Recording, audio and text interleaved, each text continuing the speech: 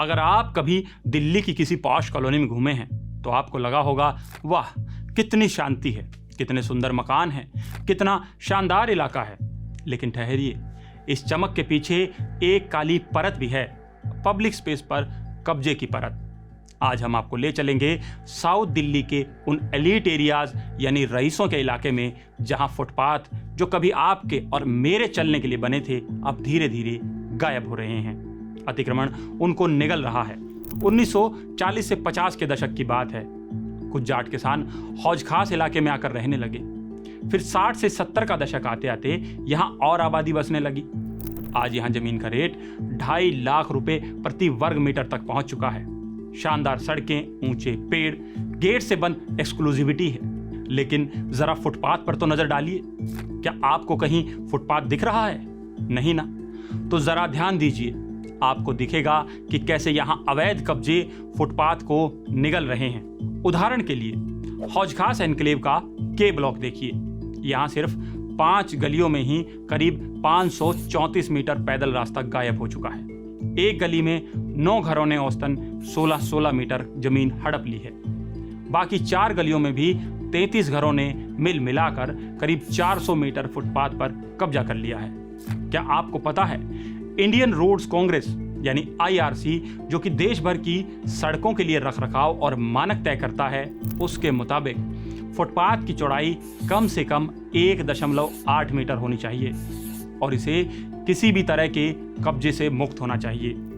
लेकिन हौज खास एनक्लेव में यहाँ फुटपाथ ही तो ढूंढना पड़ रहा है।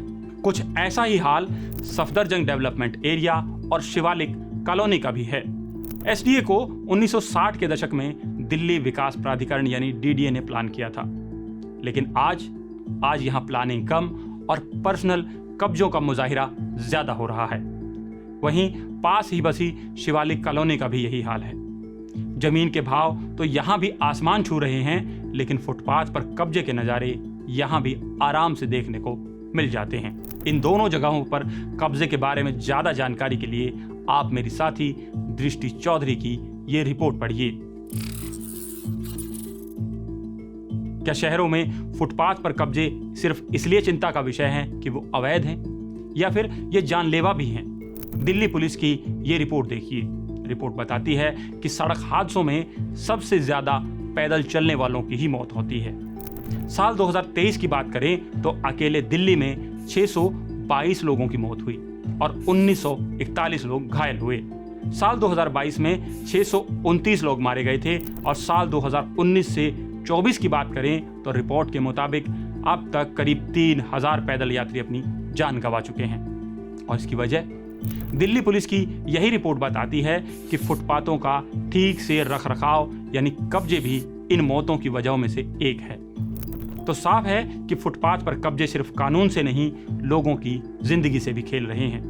इसलिए न्यूज लॉन्ड्री ने जनता की अपील पर इस संगठित कब्जे को उजागर करने के लिए ये नया सेना प्रोजेक्ट लॉन्च किया है।